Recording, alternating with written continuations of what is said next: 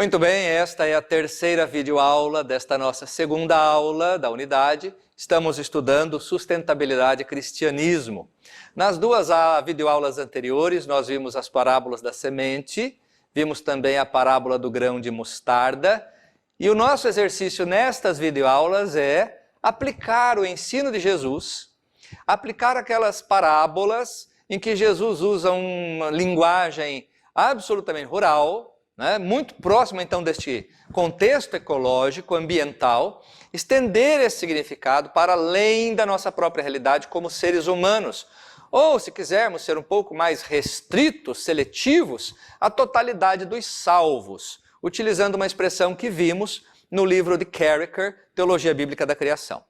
Nesta nossa terceira videoaula, nós vamos compartilhar a parábola conhecida, muito mencionada, muito citada, em pregações, ensinos, vídeos, áudios, essas coisas, parábola do joio.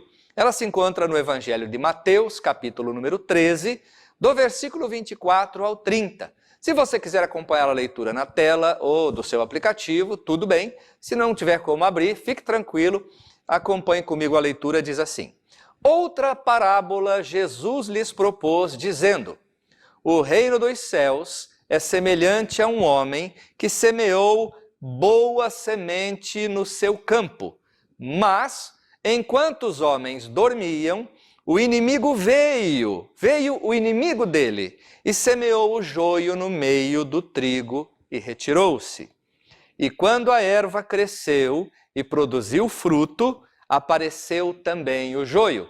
Você sabe, creio eu, que joio e trigo são muito parecidos, fica difícil distingui-los em um determinado ponto do seu crescimento.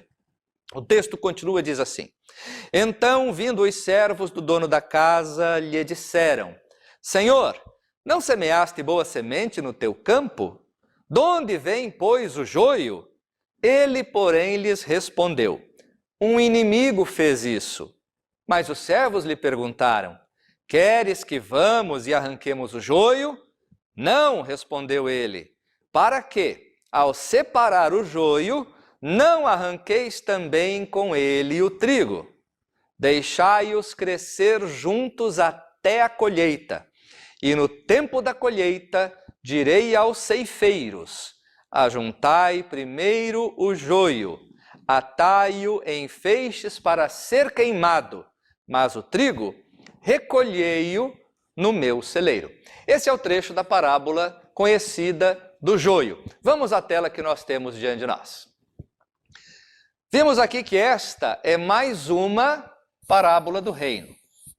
Quando nós vamos estudar as parábolas de Jesus, nós podemos classificá-las em grupos. E neste caso aqui nós temos 3 parábolas do reino, como nós já vimos, a da semente, a do grão de mostarda e agora a do joio. Esta parábola que nós acabamos de compartilhar, a parábola do joio, não é diferente daquela da semente, ou seja, daquela primeira videoaula desta aula que nós vimos, a semente lançada. A semente é semeada e a colheita aguardada, mas antes dela, uma classificação é necessária. Talvez o que nos chame a atenção aqui é que na primeira videoaula, estudando a parábola da semente, nós encontramos estes mesmos momentos. Primeiro, a da semeadura, em segundo, a da colheita. O que não tem naquela, mas nós identificamos nesta, é uma classificação necessária. Por quê? Naquela, você certamente já entendeu isso, não havia esse elemento estranho. A primeira parábola que nós lemos, simplesmente a semente é lançada e a semente permanece sem nenhum tipo de dificuldade, eu diria até concorrência. Mas neste caso aqui, nesta terceira parábola que Jesus conta, nós temos a inserção deste novo elemento, o joio. E aí é preciso classificar joio e trigo, que para muitos intérpretes seria o bem e o mal, o céu e a terra, talvez, o céu e o inferno e assim por diante. Então nós vamos para a tela seguinte.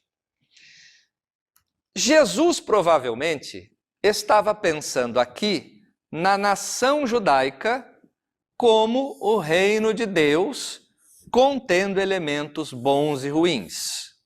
E nós sabemos que a natureza humana é assim, contém elementos bons e ruins. Jesus e seus discípulos foram os ceifadores que separaram o joio do trigo. Vamos nos lembrar que esta pode ser uma interpretação inicial. Ela chega a ser até chocante para nós, porque nesse caso a separação estaria assim, naqueles que creram no que Jesus ensinou, o que Jesus vem e anuncia a chegada do reino, e a classificação daqueles que não creram. Isso aconteceu, você sabe disso. E aí talvez a força desta interpretação está em que os que creram seriam trigo. Os que não creram seriam joio. Bem forte isso, não é verdade? Concorda comigo? E aí então nós teríamos aqui, estes aqui seriam os bons. Estes aqui seriam os maus, ou como está aqui no texto, os ruins, maus. O que é que você acha desse tipo de interpretação? Muito forte, não é verdade? Por isso que nós vamos prosseguir. Ora, a interpretação cristã primitiva, nós temos visto esta interpretação desde a nossa primeira videoaula, quando nós falamos sobre cristãos primitivos, ou também pode ser chamado assim, primeiros cristãos. São os cristãos ainda do contexto imediato após a ressurreição e ascensão de Jesus, primeiro século. A interpretação cristã primitiva da parábola, que a maioria dos estudiosos concorda, não faz parte do original. Então, o cultivo de trigo e joio, o cultivo do trigo e do joio se refere não à história judaica. Você vê que é um pouquinho diferente, mas ao intervalo entre, novamente, a ascensão de Jesus e o seu segundo advento. E onde foi que nós vimos este intervalo entre a ascensão de Jesus e o seu segundo advento? Não na primeira parábola que nós estudamos na primeira videoaula, mas na segunda parábola da segunda videoaula. A mesma coisa, é o intervalo entre a ascensão e o segundo advento, que, creio eu, é o tempo que nós estamos vivendo.